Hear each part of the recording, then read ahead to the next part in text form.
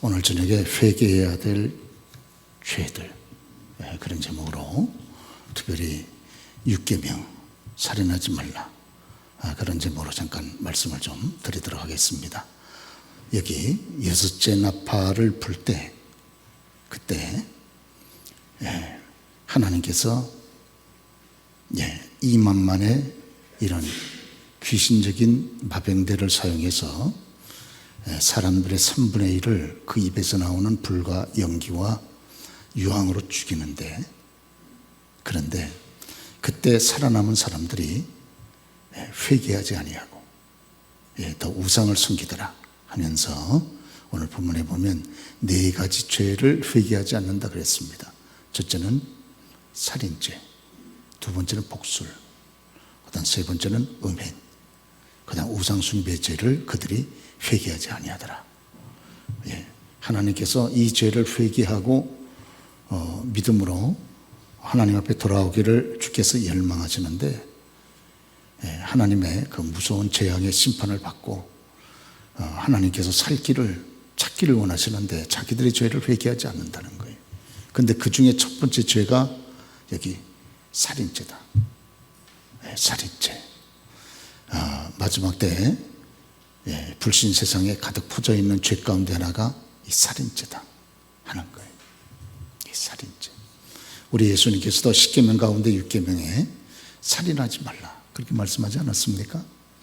오늘 그래서 성경을 가장 정확하게 설명해 주고 있다고 하는 소유리문답, 우리 특별히 67문에 보면 제6계명은 무엇입니까? 이렇게 물어본 다음에 68문에 대답하기를 제6계명은 우리 자신의 생명과 다른 이들의 생명을 유지하기 위한 모든 합법적인 노력을 요구합니다 그랬습니다. 그리고 6계명에서 그러면 금지하는 것은 뭡니까?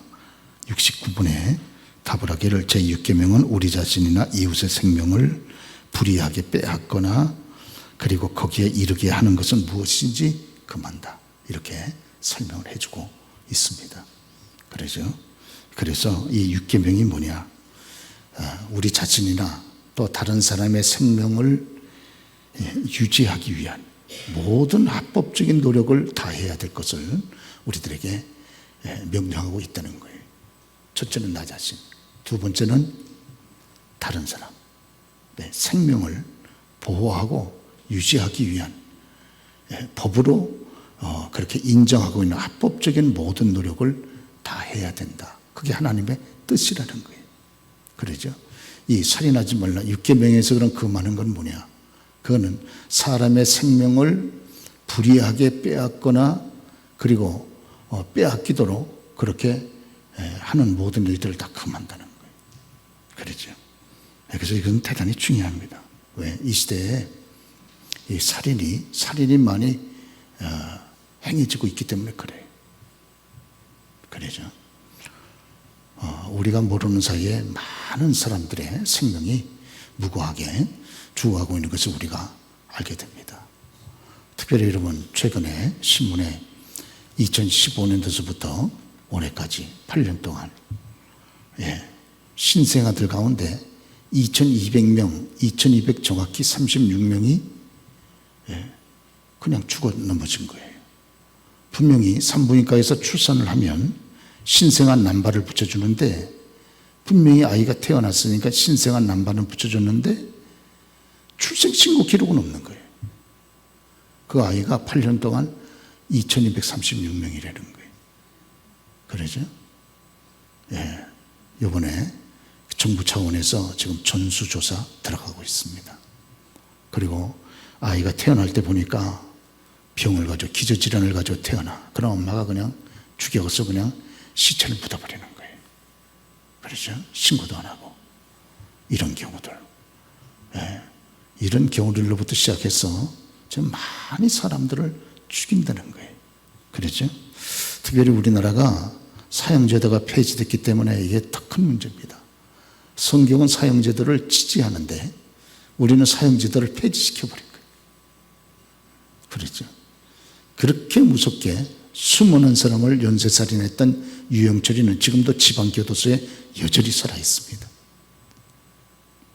안 죽여. 사형제도가 폐지돼가지고 죽어도 12번 죽어야 될 사람을 그냥 살려놓고 있는 거예요. 그렇죠. 네.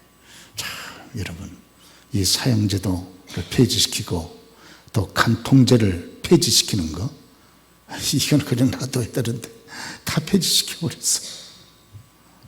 문제가 심각해지지 않습니까? 그렇습니다. 오늘 여러분, 살인하지 말라. 특별히 사람을 죽일 수 없다, 그 말이죠. 사람을 왜 죽일 수 없느냐? 창세기 9장 6절 말씀 보니까 사람을 죽인 사람은 반드시 그도 죽여야 된다. 하나님의 말씀이에요. 왜? 사람은 하나님의 형상으로 창조가 됐기 때문에. 그렇죠.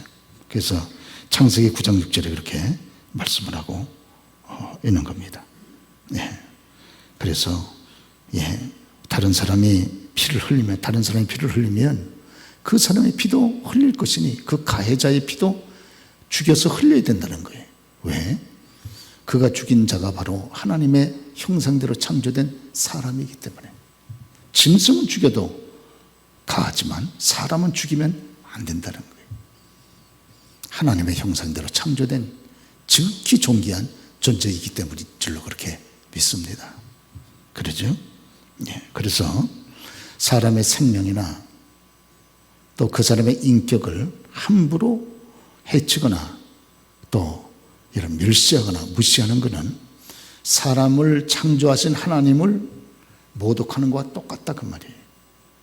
내가 만든 제품을 무시하면, 작품을 무시하면 그 작품을 만든 나를 무시하는 것 아니겠어요?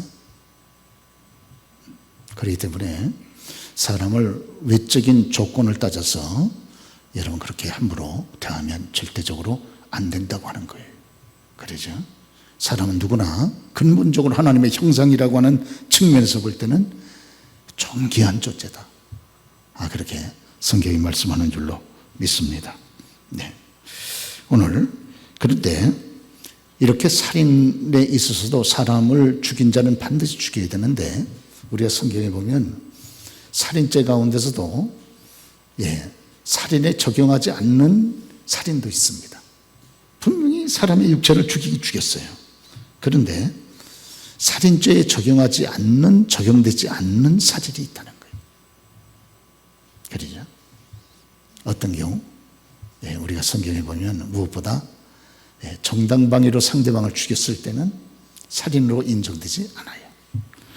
그래서 출애굽기 22장 2절 말씀 보면 도둑이 뚫고 들어오는 것을 보고 그를 쳐 죽이면 피 흘린 죄가 없으나 그랬습니다. 도둑이 뚫고 들어와가지고 나를 해치려고 그래. 나를 해치고 무엇을 강탈해 가려고 그럴 때 나 자신을 지키기 위해서 또 저와 여러분과 함께 있는 자를 지키기 위해서 그를 쳐 죽였어요. 이런 경우는 살인죄에 적용이 되지 않는다, 그 말입니다. 그러죠? 또 여러분, 사람이 죽이긴 죽였는데 과실로 죽일 수 있는 경우 있잖아요. 죽일 의도가 전혀 있는 게 아니에요. 그런데 결과적으로 죽인 거예요. 이런 경우에는 다른 살인죄하고 똑같이 적용한다 그러면 이건 너무 불합리하지 않습니까? 그러죠? 과실치사. 그래서 우리가 구약성경 보면 과실로 사람을 죽여서 어려움을 당한 분들을 위해서 그들의 생명을 보호하기 위하여 우리가 구약성경에 보면 만들어놓은 제도가 뭡니까? 그렇지. 도피성 제도를 만들어놨죠. 도피해가지고 거기서 생명의 보호를 받도록 그렇게 하나님께서 조치를 해놓으셨어요. 가나안 땅에 요단강을 중심으로 해서 동쪽에 성읍 3개, 그 다음에 서쪽에 성읍 3개를 만들어서 내가 사람을 그렇게 죽이긴 했으나 그러나 전혀 고의가 아니란 말이에요. 이거 정말 잘못이에요. 정말 과오고, 과오라도 사람을 죽이는 그런 잘못을 범하면 안 되지. 과오라도. 그러죠? 과오라도 이거 정말 저는 마음은 없었는데 이거 정말 과오입니다. 그래도 그런 일이 있으면 안 되지. 물론 그런 일이 있으면 안 되죠. 그러죠? 어찌됐든지 간에 죽였으니까. 그러나 그렇다고 해서 일반 살인죄하고 똑같이 적용을 하는 건 너무 불합리하다. 그래서 그들을 도피성으로 도피하게 해서 일정 기간 동안 거기에서 거주하게 하면서, 부자유하지만 거주하게 하면서, 그러면서 자기의 죄가 해결되도록 하나님이 그렇게 긍휼을 베풀어 주십니다. 그러죠. 그리고 또 이 전쟁 중에 그렇게 국민의 생명을 지키기 위해서 싸우면서 적군을 죽일 때, 이때는 그 살인죄가 아닌 거죠. 그러죠? 전쟁이 일어났어요. 그래서 우리 가족과 그리고 국민들과 국가를 지키기 위해서 원수들과 싸우면서 상대방을 죽이잖아요. 그렇죠? 그걸 가지고 살인죄라 그러면 안 되지. 에레미야 그래서 48장 10절의 말씀 보면, 같이 한번 읽어보실까요? 시작. 자기 칼을 금하여 피를 흘리지 아니하는 자도 저주를 당할 것이라. 자기 칼을 빼야 되는데 빼서 상대방하고 싸워서 상대방을 어떻게 하는지 해쳐야 되는데, 이게 칼을 빼지 않고 금해서 상대의 피를 흘리지 않아. 이런 자도 저주를 당할 것이라는 거예요. 왜? 마땅히 싸워서 자기와 국민의 생명을 지켜야 되는 군인이 이거지, 여러분, 총을 들지 않는 거예요. 그래서 여호와의 증인들이 징직 거부하는 것은, 이거는 아주 100% 전적으로 비성경적입니다. 그렇죠? 자기들은 피를 안 흘린다는 거예요. 그래가지고 군대도 안 가. 그런데 우리 대법원에서 또 양심의 자유라고 또 풀어줘. 아이고, 참, 이 사람들 정말. 그러죠. 자신의 종교를 따라서 그렇게 행동을 했기 때문에 그들의 종교를 존중하는 마음에서 그들의 신앙을 따라서 행동한 것을 인정을 해준다는 거예요. 그게 말이 됩니까? 어떻게 참 여러분 말을 이렇게 엮어가지고 말도 안 되는 말을 그렇게 하고 있는 거죠. 자, 그런데 우리 주님께서 이 6계명, 살인하지 말라고 하는 이 계명을, 이거를 우리 주님이 다시 해석을 해줍니다. 왜냐하면 당시의 유대인들은 보이는 육체를 죽인 것만이 살인으로 봤어요.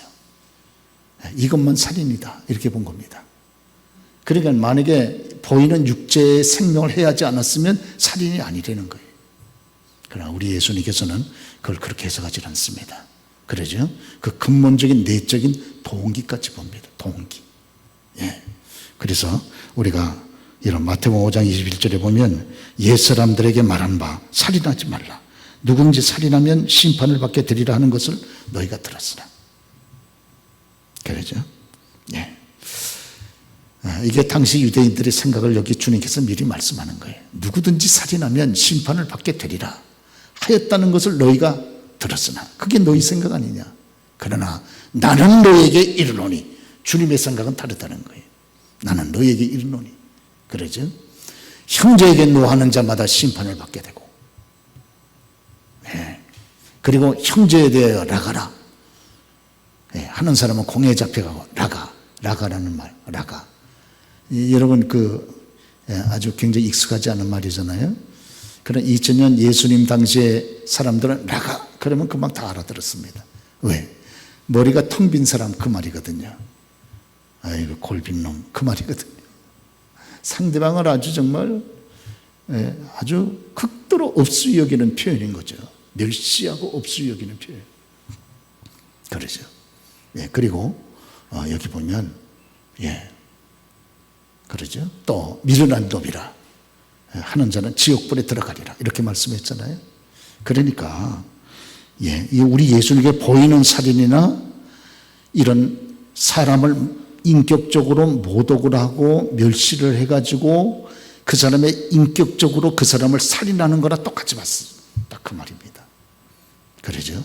외적으로도 사람을 살인하는 그 동기가 분노인 것처럼, 멸시인 것처럼, 그 육체의 살인은 아니라 그 사람의 인격을 모독하고 멸시하는 것도 똑같은 살인으로 본 거예요. 이게 소위 말해서 인격살인이라 그러는 거죠. 인격살인, 명예살인, 그렇게 본 거죠. 그러죠. 오늘 여러분 가인이 아벨을 죽일 때 그 동기가 뭡니까? 시기심이잖아요. 분노고. 그렇죠? 그래서 죽인 거예요. 가인은 아벨을 죽였어요. 그러나 육체는 죽이지 아니했으나 그러나 분노와 모독, 멸시를 통해서 상대방의 인격을 완전히 죽이는 사람들이 있습니다. 정말 못된 사람들이죠. 그러죠? 예. 그래서 살인은 보면 직접 살인도 있고 간접 살인도 있다는 거예요. 일전에 한번 그런 말씀 드린 적이 있습니다만은 저희 노예 선민교회 그 재판이 열렸죠. 그래서 저도 재판국원으로 그렇게 참여를 해서 노예 한번 재판 사건이 열리면요, 이쪽에 고소하고 또 그거를 또 해결하기 위해서 노예 목사님들이 이 문제를 해결하기 위해서 재판국원으로 하면 얼마나 시간을 많이 뺏기는지 몰라요. 매번 가가지고 또 거기에 대해서 고소를 들어야 되고 또 그 입장에 대해서 변호를 해야 되고 또 서로 양쪽의 입장을 또 들어봐야 되고 얼마나 많은 시간을 뺏기는지 몰라요. 그래서 결국은 해결이 됐어요. 이유가 어디 있는가? 여기 선민교회 목사님을 교회에서 내보내고 싶은 거예요. 후임으로 들어갔는데 그래가지고 음란 사건으로 엮었습니다. 담임 목사님을. 생기기도 잘생겼어요. 담임 목사. 생기기도 잘생겼습니다. 그러죠. 근데 그 교회에 전도사님이 가까이 수족처럼 이렇게 목사님이 시키고 또 여러분 목사님의 명령을 잘 받아서 교회를 감당하는 이런 분이 계셨단 말이에요. 근데 그 전도사님하고 딱 엮었어요. 그래가지고 담임 목사가 전도사님하고 부적절한 행동을 했다는 거예요. 그래가지고 막 스토리를 만든 거예요. 스토리를. 나도 그걸 봤다. 나도 이걸 봤다. 이래 여러 사람이 막 해가지고 스토리를 쫙 만들었어. 주동자 한 사람을 통해서 해가지고 당신은 무슨 역할, 당신은 무슨 역할, 언제 봤다 그래라, 언제 봤다 그래라, 쫙 다 엮었어요. 이야, 참, 여러분, 그래가지고, 우리 저희 노예에서도 그 사람들 다 불러다가 증인 다 물어보고 또 서로 여러분 이렇게, 만나가지고 전부 다 조사를 했는데 거짓이에요. 그래서 무혐의로 처리가 됐습니다. 그러니까 그 다음에 또 더 문제를 가지고 또 다시 고소를 했어요. 참 여러분, 목사가 제일 약한 것이 그리고 아주 힘들어하는 문제가 이성 문제하고 돈 문제예요. 참 여러분, 목사를 이성 문제하고 음란 문제하고 돈 문제하고 딱 엮어가지고 공격을 하면요, 목사는 너무너무 힘듭니다. 그러죠. 그래가지고 목사가 불법으로 이런 돈을 쓰고 저런 돈을 쓰고 이래가지고 고소장을 이만큼 해가지고 또 고소를 한 거예요. 그 전부 조사를 또 다 해봤어요. 전부 거짓말이야. 전부 거짓말. 그래가지고 또 무혐의 처리가 됐어요. 그때 이번에는 또 뭘 해가지고 또 고소를 또 했더라고요. 이야, 참 하여튼 교우들도 저희 교회는 그런 분들이 없어서 너무 감사합니다만은 한번 악해지기 시작하면요, 정말 이건 정말 아니다 싶은 마음이 들어요. 그러죠. 그렇게 자기 목사를 못 믿어서야 어떻게 주의를 합니까? 그러죠. 어떻게 같이 신앙생활을 하겠어요? 자, 여러분, 제가 이번에 그 목사님도 뵙고 사모님도 뵀는데 목사도 불쌍하고 사모님도 얼마나 불쌍한지 모르겠어요. 그 거짓말 고소에 시달려가지고 그 많은 세월을 여러분 시달리면서 왔다 갔다 하니 얼마나 불쌍합니까? 그러죠? 제가 미국에 가서 그 집회를 했던 미국 인디애나의 그 교회 목사님, 그 교회는 이 목사님을 정말 내보내야 되겠다 그래가지고 음란 사건으로 쫙 엮어버렸어요. 그 교회에 약간 지적인 수준이 떨어지는 자매 한 분이 계셨었거든요. 어느 날 저녁에 교우들이 목사님, 이 자매가 집에 가야 되는데 목사님께서 같은 방향이니까 좀 태워다 주시죠 해가지고 같이 태웠어요. 그래가지고 그거를 사진을 찍고 엮어가지고 스토리를 만든 거예요. 저희 교회가 후원하는 선교사입니다.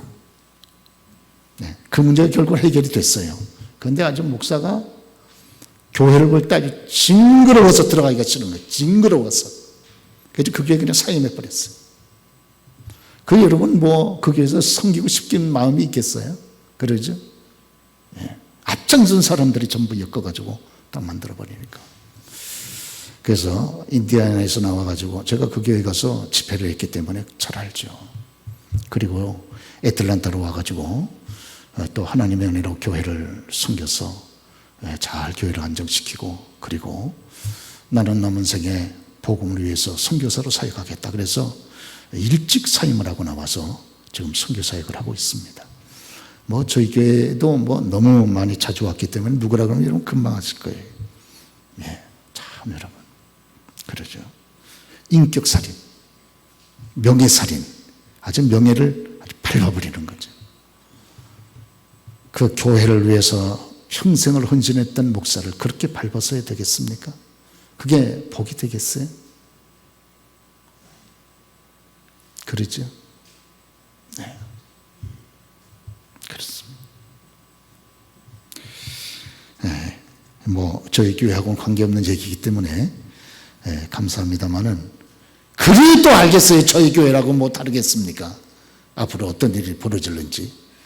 은혜가 떨어지면 어떤 역사가 나타날지 어떻게 알아요? 그러죠. 그렇습니다. 이런 목사를 믿으셔야 됩니다.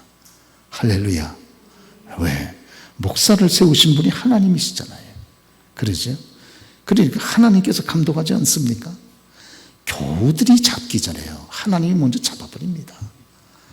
제가 문제가 있으면요, 여러분들이 얘기하기 전에 하나님 먼저 저를 딱 잡아버려요. 사람이 넘어지는 것도 간단한 얘기고 죽는 것도 간단한 얘기예요. 그러시죠? 예, 그렇습니다. 예, 참 돌아가신 고인이기 때문에 제가 너무 미안스러운 마음이 있습니다만은, 저희 교회 잠시 다니시던 채집신앙이라고 하는 분이 계시지 않았어요? 제가 누구라 그러면 여러분 아시는 분이 많으실 거예요. 그러죠. 그러다가 교회를 좀 등록을 해서 좀 꾸준히 다니시지. 또 얼마 안 다니셨어. 또 나가셨어요. 어디 계시냐고 이렇게 지나가는 소리로 한번 했더니 또 어디 계시다 그러다가 이분이 췌장암이 걸렸어요, 갑자기.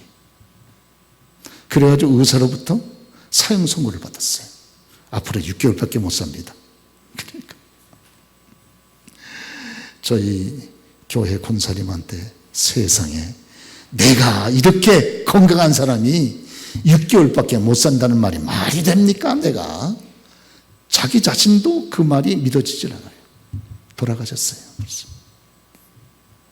궁금했었는데 저희 권사님이 한번 좀 연락을 해보셨던 모양이에요. 그때 돌아가셨다고. 의사들의 말은 거의 정확합니다. 왜? 그런 암 환자들을 너무 많이 체험했기 때문에 그러신 거죠. 그분에 대해서 아주 제가 기억이 생생해요. 생생한. 참 아쉽다는 생각이 들어요. 이제 연세도 얼마 되지도 않으셨는데 저와 여러분도 모릅니다. 그러죠.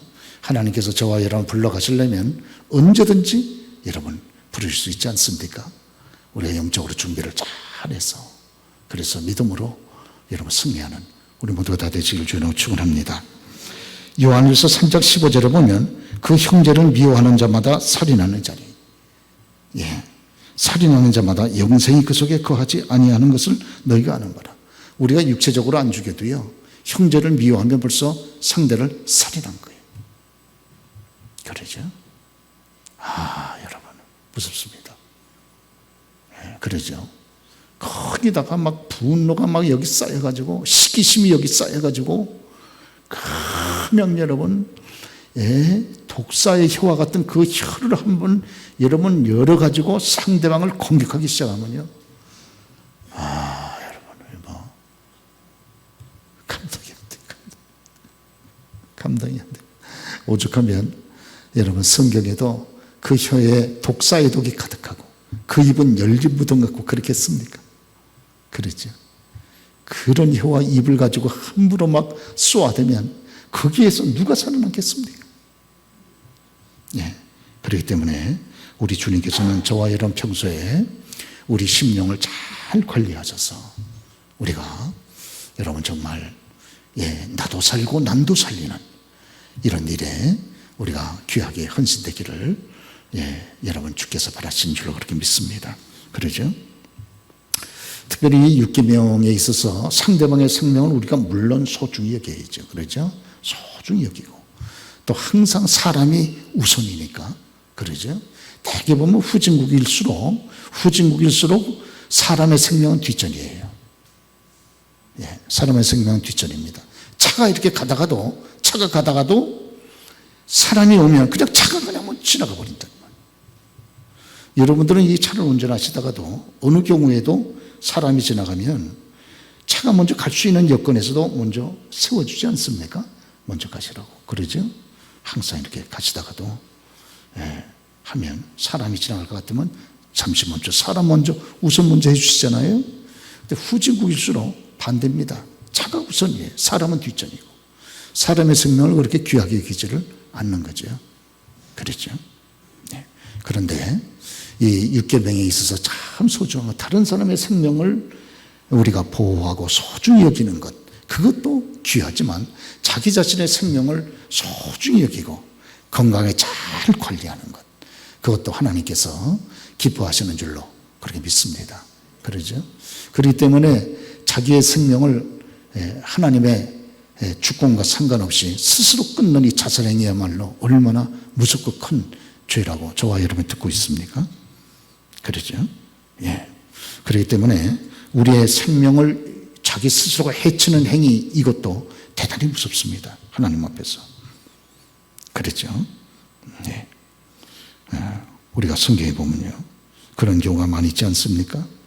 그렇기 때문에 정기적으로 건강검진을 잘 받는 것도 주의 일인 거죠. 맞아요. 정기적으로. 건강검진을 받는 것도 참 어떤 데 보면 좀 시간 여유도 여러분 우리 모두가 다 쉽지 않으니까 다 불편한 일이지만 정기적으로 가서 건강검진도 받고, 제 후배 목사님이 한 분 계시는데 그 아버님이 돌아가셨어요. 그래서 제가 조의하면서 올해 그래 아버님이 연세가 어떻게 되셨습니까? 그랬더니 이제 환각한 넘으셨다는 거예요. 그래서 너무 마음이 안 됐어가지고 그래 어떻게 돌아가셨습니까? 간암으로 돌아가셨다는 거예요. 간암으로. 그래서 간암 같으면은 혈액 검사만 해봐도 바로 알 수 있는 것인데, 그래서 아버님은 어떻게 건강검진 같은 걸 어떻게 하셨습니까? 태어나셔서 한 번도 건강검진을 해본 적이 없으시다는 거예요. 얼마나 아쉽습니까?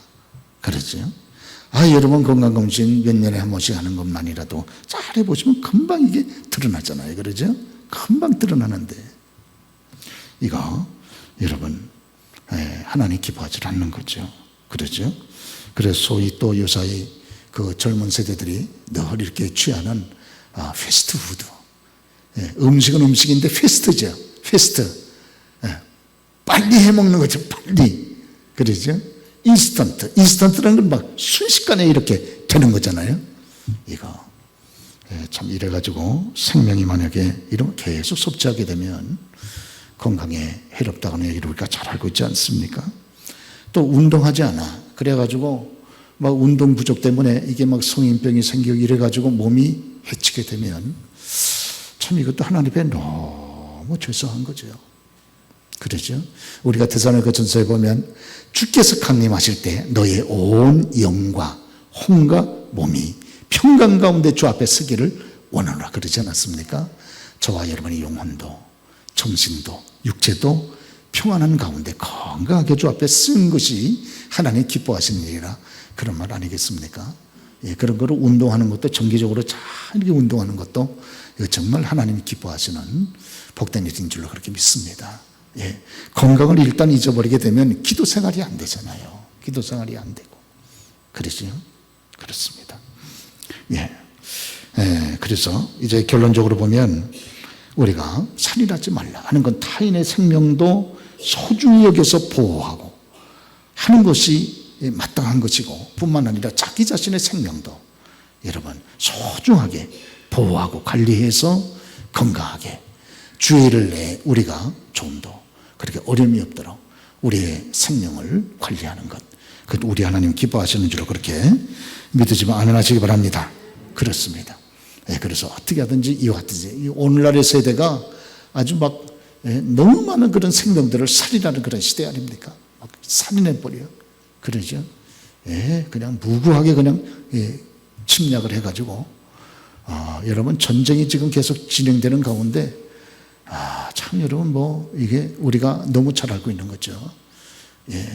그래서 이번에 우리 정부에서도 또 우크라이나에 여러 가지 많이 간접 지원을 많이 하고 있지 않습니까? 그러죠.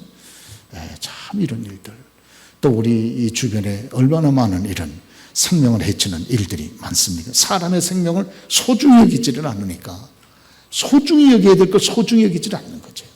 그래가지고 너무나도 많은 분들이 이렇게 여러분 해를 당하고 어려움을 당하는 이런 일들이 우리 곁에서 많이 이렇게 들리질 않습니까? 이럴 때 저와 여러분들은 타인의 생명을 소중히 여기고 보호해주고 아울러서 저와 여러분의 생명도 소중히 여겨서 우리가 끝까지 하나님의 일에 선한 도구로 쓰임받을 수 있도록 여러분 잘 관리하는 것, 하나님 앞에 영광이 되는 줄로 믿습니다.